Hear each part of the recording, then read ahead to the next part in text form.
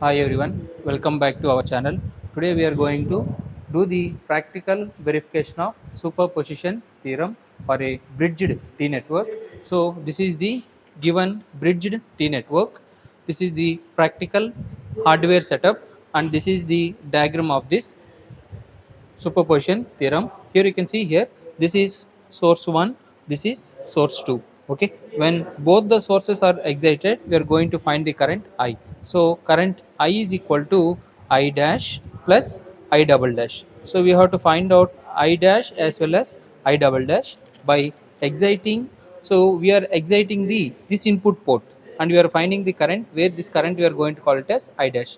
And now we are exciting output port and you are finding this current, which is nothing but I double dash. So here you can see here the current is flowing from top to bottom and this current we are going to call it as I dash, and this I2 current is also flowing from top to bottom and you are going to get I double dash. When you add these two currents, then you are going to get the total current I. So I dash I am going to get it as from this branch by theoretical analysis as 4.6 plus I double dash I am going to get it as 11.5. When you add 4.6 and 11.5, you are going to get 16.1 is the total current, this watts flowing in this ammeter. This is what we need to practically do the demonstration now. So for this we are having this practical setup. So now we can see here this is a 2 kilo ohm resistor, this is a 1 kilo ohm resistor, this is a 1 kilo ohm resistor, this is a 1 kilo ohm resistor. Okay, so but the given original circuit diagram is this one.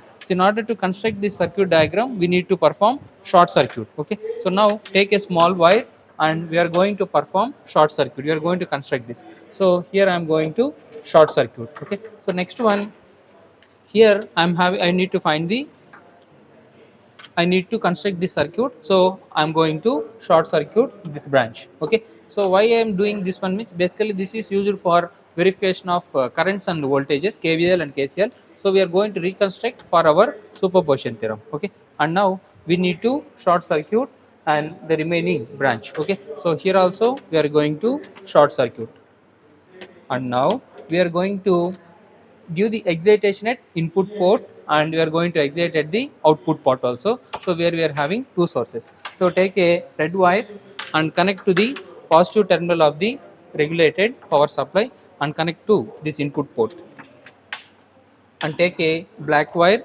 and connect to the negative of the regulated power supply and connect to the negative of the board. Okay, so we are exciting, this is the input voltage.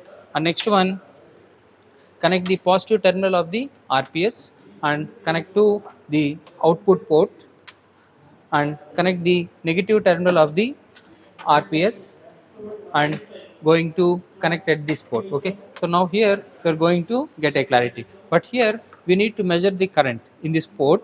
So the resultant current I need to measure. So therefore I am going to connect, the current enters like this, this is a positive wire, connect the positive here and connect to the ammeter. Okay, and take a negative wire and here you connect it here and you connect to the ammeter. So now I will explain the connections for more clarity. You see here we are giving, this is input 1, this is input 2.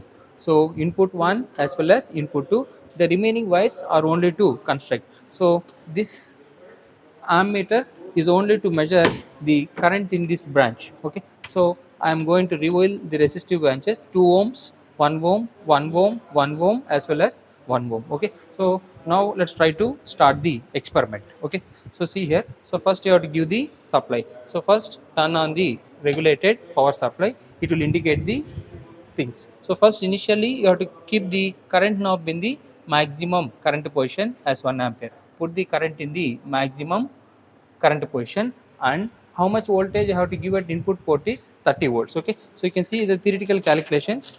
We are going to excite port 1 and port 2 with 30 volts, and the theoretical calculations is already performed and tabulated here. So how much voltage you have to apply is by using the course button to try to apply the required voltage.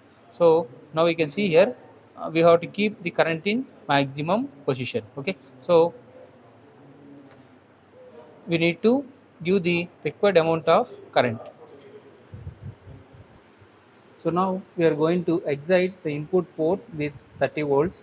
So now I am applying the voltage, and you can see here the input voltage is 30 volts. So now input is 30 volts, and coming to the output, how to see the output is you move this toggle switch from channel 1 to channel 2, and you can see here the current should be in maximum position, and we have to increase the voltage. As soon as you increase the voltage, you can see here it is 28.5, and further you try to increase the voltage. And now you can see here at channel 2 input is 30 volts, and channel 1 also voltage is 30. Therefore, I applied 30 at the input and 30 volts at the output port, and I am finding the current. You can see the current 16.5. Okay, so therefore the resultant current, when you excite both, you are going to get 16.5. so this is nothing but the resultant current when input is 30, I mean input port is 30 and output port is also 30 for the given bridge T network. Okay, these types of networks are called as, this is a T and it is bridged with an element of 1 kilo ohm. Therefore these types of networks are called as bridged T networks. Okay, so why it is called network means this is one closed path, this is another closed path, this is another closed path.